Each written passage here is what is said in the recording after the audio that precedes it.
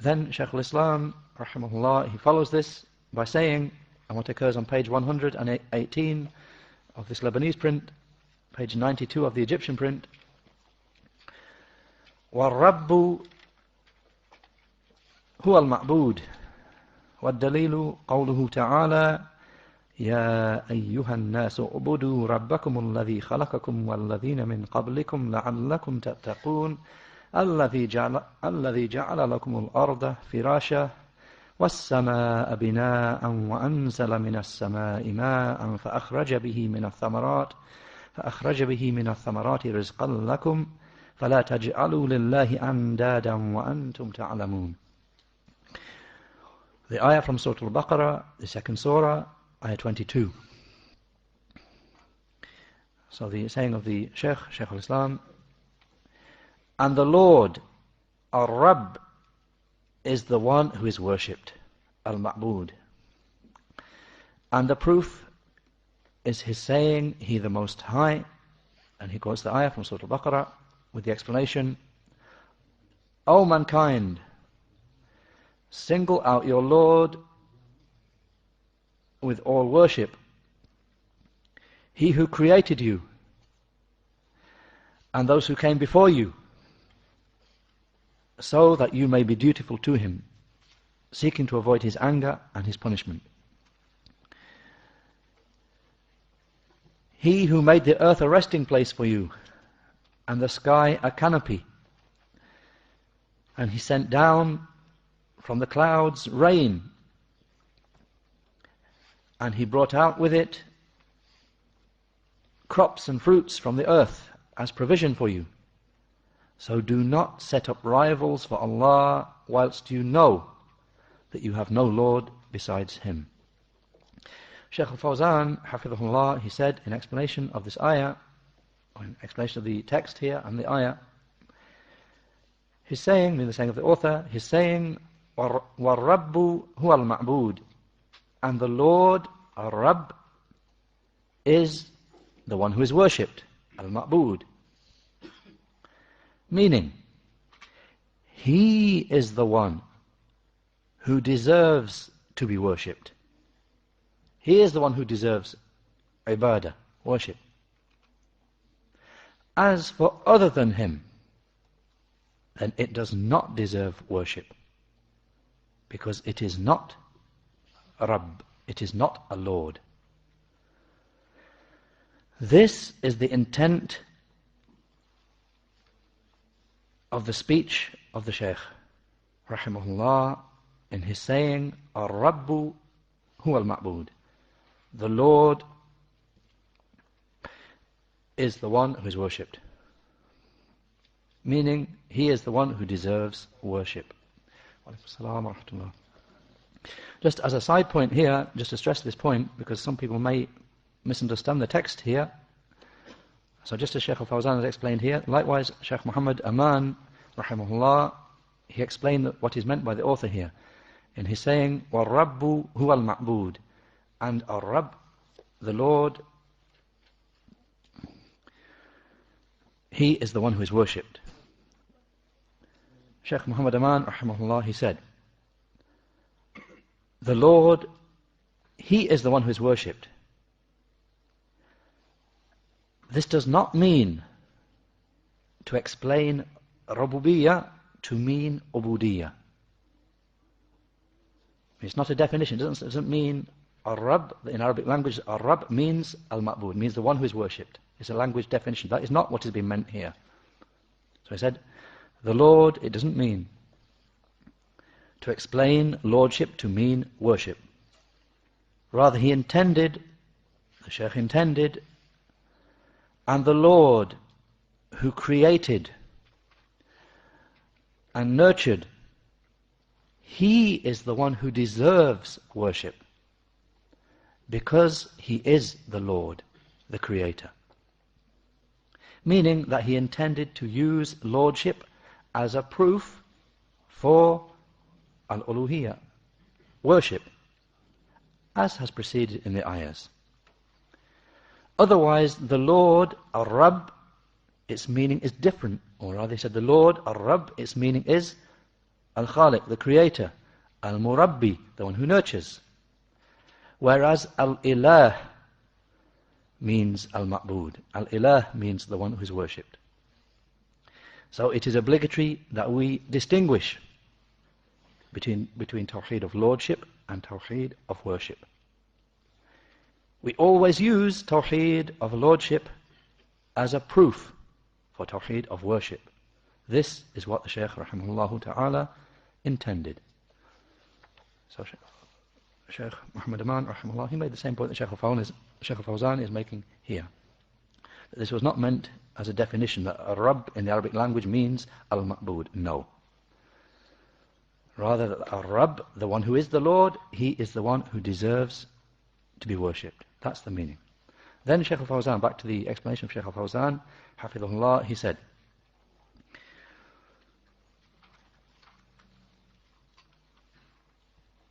then also, it is not sufficient that a person just affirms ar-rububiyyah, lordship. Rather, he must affirm al-ubudiyyah. He must affirm Allah's deserving all worship. He, the perfect and most high. And he must carry it out, making it purely and sincerely for him, the perfect and most high. So since he has affirmed that he is the Lord, ar-Rabb, then it is binding upon him.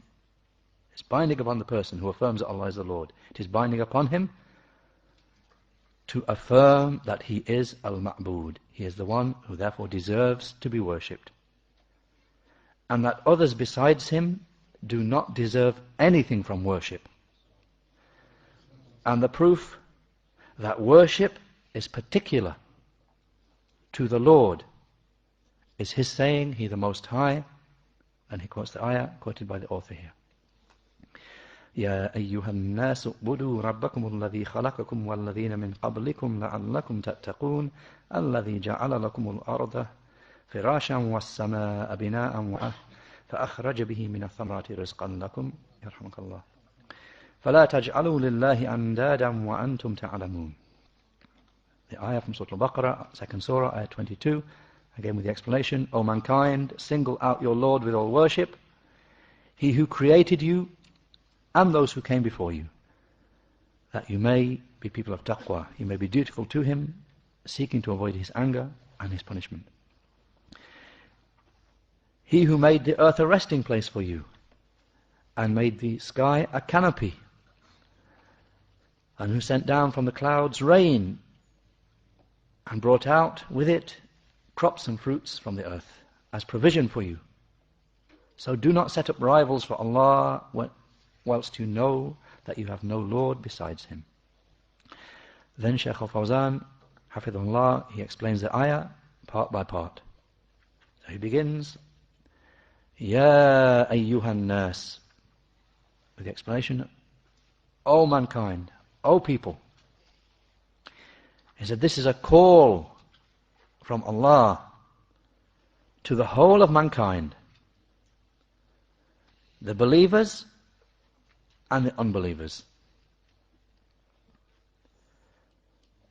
For Allah has mentioned in this surah, remember it's Surah Al-Baqarah, at the start of Surah Al-Baqarah. The Shaykh said, for Allah has mentioned in this surah, Al-Baqarah, that the people are divided into three categories. Mankind is divided into three categories. And he mentions and breaks down the three categories. The first category, al-mu'minun, are the believers. Those who have iman, those who truly believe in the hidden and the unseen. And who truly believe, have iman in the last day. And he has described them as being the ones who are al-muflihun, the successful ones, in his saying, أُولَٰئِكَ عَلَى هُدًى مِّن رَبِّهِمْ وَأُولَٰئِكَ هُمُ الْمُفْلِحُونَ. Surah Al-Baqarah, ayah 5, with the explanation, they, the believers, are upon guidance from their Lord, and they are the ones who are the successful ones. Then Shaykh al-Fawzan mentions the second category, as described and broken down in Surah Al-Baqarah at the start. He said the second category are the kuffar, the unbelievers, the disbelievers. Those who openly display disbelief, kufr, and al-inad, obstinate rejection. He, the Most High, said, إِنَّ الَّذِينَ كَفَرُوا سَوَاءٌ عَلَيْهِمْ أَأَنذَرْتَهُمْ أَمْ لَمْ تُنذِرْهُمْ لَا يُؤْمِنُونَ. لَا يُؤْمِنُونَ. Surah Al-Baqarah, second surah, ayah 6. With the explanation, indeed, those who obstinately disbelieve, it is the same whether you warn them or you do not warn them. They will not believe. Then Shaykh al-Fawzan mentions the third category. So he mentioned the believers, the mu'minun. He's mentioned the second category, the kuffar, obstinate and deliberate rejectors. Then he mentioned the disbelievers, that is. Then he mentions the third category, al-munafiqun, the hypocrites. He said the hypocrites who are not with the disbelievers and they are not with the believers. مذبذبين بين ذلك لا إلى هؤلاء ولا إلى هؤلاء. Surah An-Nisa, the fourth surah, ayah 143. The ayah description of the hypocrites, the munafiqeen, with the explanation, wavering in between, being neither fully with these nor fully with those. Shaykh Fawzan said, so they are believers outwardly. I mean, they look apparently outwardly in that outward behavior, what they show to the people. He said they are outwardly believers. However, they are disbelievers inwardly. And they are worse than the disbelievers who openly display their unbelief. And therefore he sent down 10 and more ayahs with regard to them, and because of their danger. Those who pretend to be Muslims show they are Muslims outwardly, but inwardly they are disbelievers. The Shaykh said therefore, because of their danger, he sent down 10 and odd ayahs about them. Whereas regarding the believers, he sent down just a few ayahs. And regarding the disbelievers, 2 ayahs. I mean, obviously all this is referring to the start of Surah Al-Baqarah. I mean, at the start of Surah Al-Baqarah, there are just a few ayahs about the believers, 2 ayahs about the disbelievers, and more than 10 ayahs about the munafiqeen, because of their danger. As for the hypocrites, then he began mentioning them from his saying, وَمِنَ النَّاسِ مَنْ يَقُولُ آمَنَّا. Surah Al-Baqarah, second surah, ayah 8. Up to his saying, يَكَادُ الْبَرْقُ يَخْطَفُ أَبْصَارَهُمْ. Ayah 20. From the ayah 8, with the explanation, and from the people are those who say we believe. Up until his saying in ayah 20, with the explanation, the lightning almost snatches their sight away. I mean, all those ayahs from ayah 20 to ayah 8 to ayah 20 are about the hypocrites, munafiqeen. The Shaykh said, all of this is regarding the hypocrites because of the severity of their danger and of the foulness of their action. Then the Shaykh returns to the point he made at the start and says, and having mentioned these 3 types, he then said, Ya ayyuhan nas. After these 3 types have been mentioned in the Quran, then comes the ayah of the text here, ayah 22, after these 3 have been mentioned. Ya ayyuhan nas. With the explanation, O mankind. Shaykh Fawzan said, this is a call to all of the types, the believers and the disbelievers and the hypocrites. The ulama, the scholars, have said, The first call in the Mus'haf, the first call occurring in the written copy of the Quran is this: Ya ayyuhan nasu ubudu rabbakum. With the explanation, O mankind, worship your Lord. Then Shaykh Fawzan moves on and explains, U'budu. With the explanation, worship. He said this is fi'lu amr, this is a command. Meaning, akhlisu lahu al-ibadah. It means make all worship purely and sincerely for Him. And the same point the Shaykh has made before, it doesn't just mean worship Allah and then go along and worship whatever you like besides Him as well. No. Meaning, u'budu, worship, meaning make all worship purely and sincerely for Him. The Shaykh said, why? Why should this be? Because He is your Rabb, because He is your Lord. And worship is not correct except for the Rabb, except for the Lord, the Perfect and Most High. Then he mentioned the proof for that, and it is his saying, Alladhi khalaqakum. Alladhi khalaqakum. He who worshipped, He who created you. With the meaning, He who created you. Worship your Lord, He who created you. Again, as a small side point here, Imam al-Shawkani mentioned in his tafsir that when the command here occurs, that command to worship Allah, then a list of favors are mentioned, a list of favors which Allah has bestowed upon the people are mentioned. As Shawkani mentioned, that the first one being mentioned here is, the first favor is the khalq, that Allah the Most High created us. That's the first favor he mentions here, after his command to worship Him. So Shawkani mentioned the reason for that. He said, the favor of creation is particularized, is mentioned in specifically. And it is mentioned as a favor upon them, because all of the other favors result and follow on from it. And it is their basis, which is such that nothing from them occur without it. And also, because the unbelievers affirm that Allah is the Creator.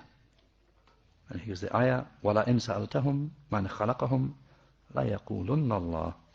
With the explanation, and if you were to ask them, the unbelievers, people of shirk, who created them, they would certainly say Allah. As Shawkani said, so he mentioned as a favor upon them that which they acknowledged,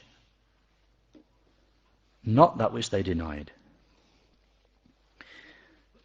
Back to the explanation of Shaykh Fawzan, Hafidhullah, he just explained the word u'budu, and he explained the reason is given for that. Alladhi khalaqakum, the one who created you. Then he said, وَالَّذِينَ مِنْ قَبْلِكُمْ, with the explanation, and those who came before you. He created you and those who came before you. Shaykh Fawzan said, from the nations, all of them, Allah the Perfect and Most High created the angels and the jinn and mankind and all of the created beings. لَعَلَّكُمْ تَتَّقُونَ,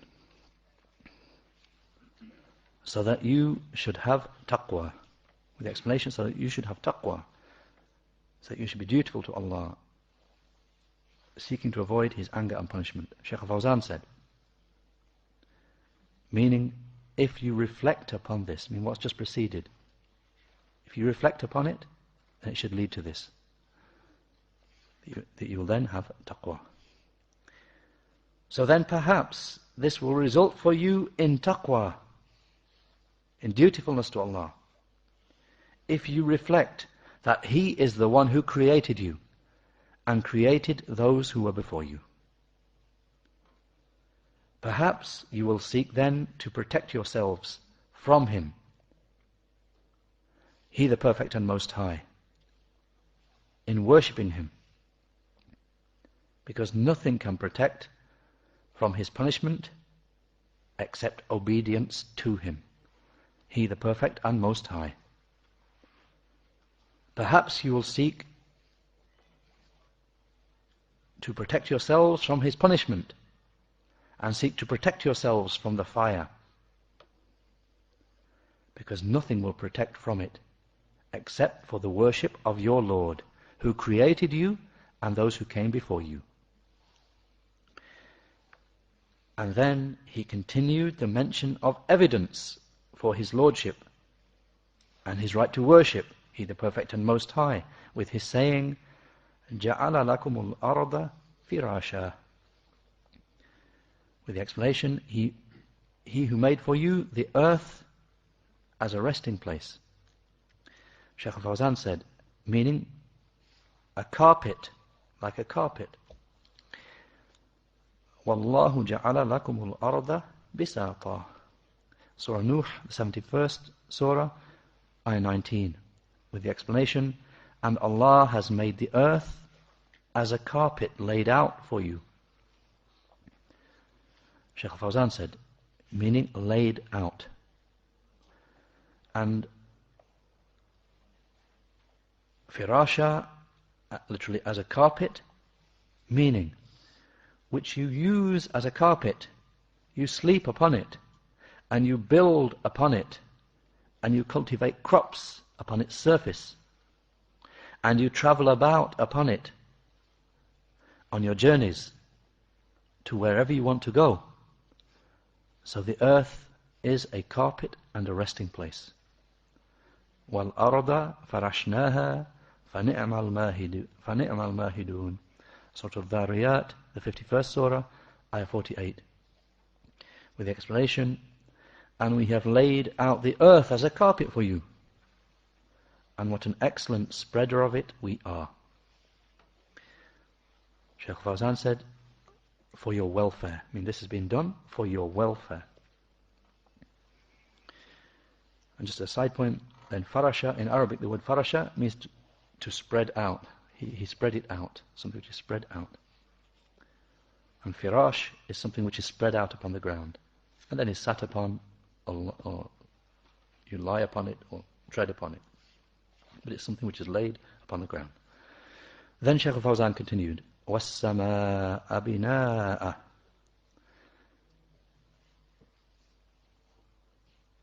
And the sky as a canopy, and the sky as a ceiling.